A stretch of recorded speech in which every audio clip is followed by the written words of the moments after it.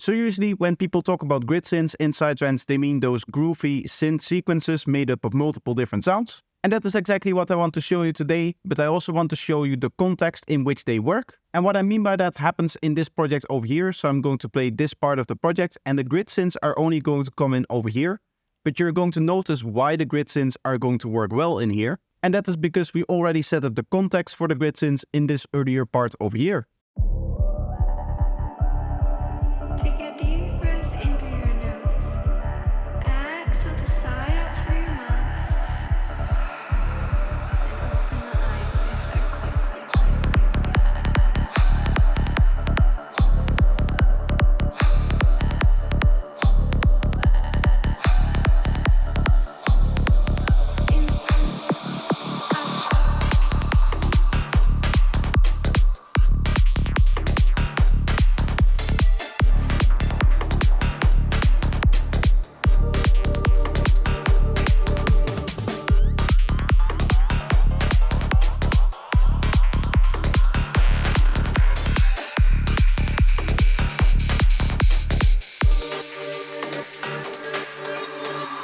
Now I quickly want to stop here, take a small pause and say, are you subscribed to the channel?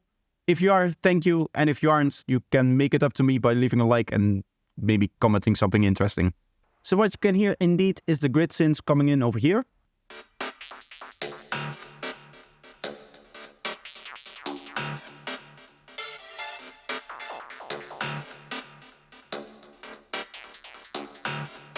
And you can hear some nice rhythmical ideas, some nice plucky ideas, but also some unique stuff. And as you can see, we're using a bunch of different sounds to achieve this. So we have 5 different sounds here.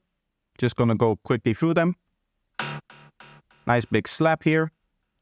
This is the little chord stabs. We have a little pluck here. Nice and dark. Then we have some squelches with their delay automated.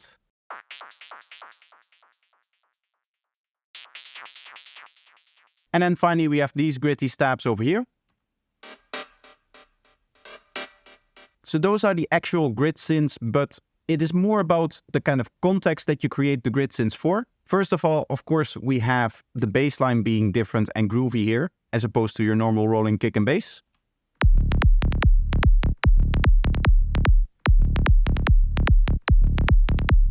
And as you can imagine, this is a rhythm that we can work with, and that is what we're doing right here. As you can hear, there's already some big drums in here.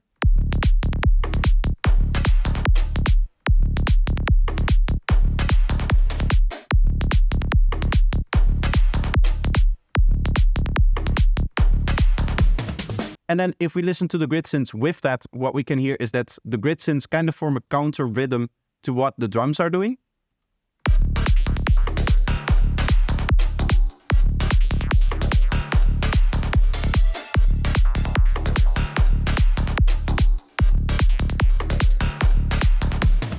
And as you can hear, we now have a nice high energy idea. And this is perfect because within the structure of the track, this is really the spot where the energy needs to rise up. As you can see, if we zoom out over the track, this is the second drop. So this is going to be a little bit of a shorter drop than the first one and the third one. But right here, we have a little bit of a breakdown, the part that I played before. So that is where the vocal comes in, and that is really where we get into a very airy kind of texture and a very slow kind of flow. And that kind of continues in here until it rises up with the breath coming in here.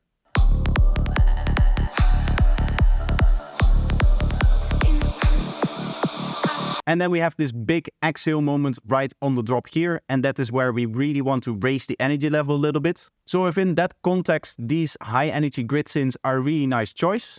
Because they have these alternating sounds and they are this repeating rhythm, it is then really easy to get into the groove if you're dancing to it. And speaking about getting into the groove, one of the things that you'll notice mainly with the one-shots here is that I'm leaving a little bit of space in the beginning where there isn't really anything big happening in terms of the one-shots. There is a little bit of a lower energy one-shot here. But there's nothing really crazy in terms of sound design happening on top of it, specifically in the first 8 bars. And that is because this is a new element here, so I want to give the listener a little bit of time so that they can focus on what the new element is doing Give them like 2 cycles of the idea, maybe even 3 before I really start doing anything crazy. And then more and more one-shots are going to start to join in until we get into this breakdown where of course I can change the track again and transition into the next part.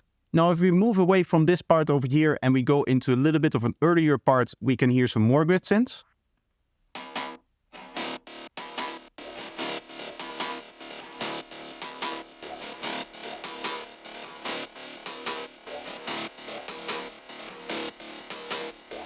And this really is the same idea again, in that we have the lower energy part here. So this is just the kick and bass, and this is where the first drums are coming in. And we're going to hear again, there's going to be rising energy over here. So this will be a moment where we can really pay off that rise in energy by having a nice aggressive gritty synth like we just heard.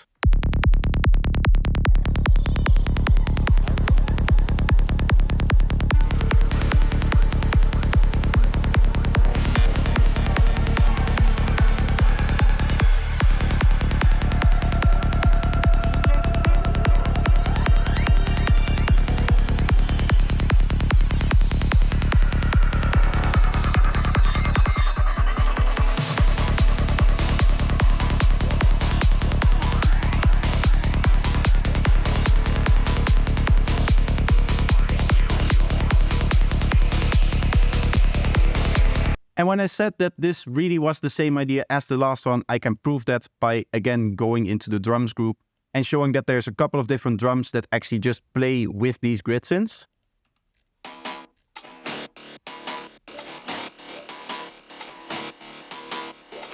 So they kind of make up the pattern together again. And in this case, I opted to keep them just in the beginning part here for the drums, so that later when there's a different synth kind of filling in that area, they don't clog up too much and there isn't too much happening at one time. And the cool thing about these grid synths is that is something that you can really do with them.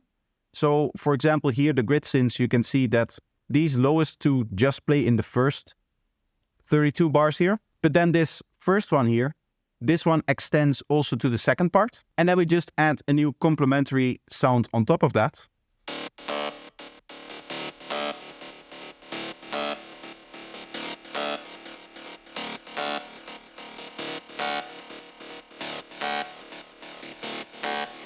And what you can hear is that we're still kind of following the same groove, but it's definitely shaken up a little bit once that new element comes in.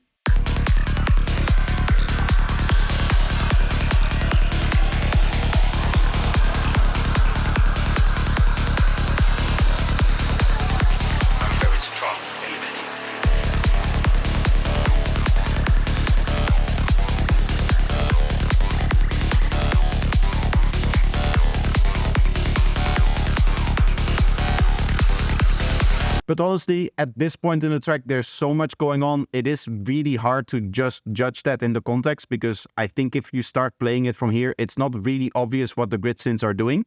And I don't really want to sit here and just play you my whole track.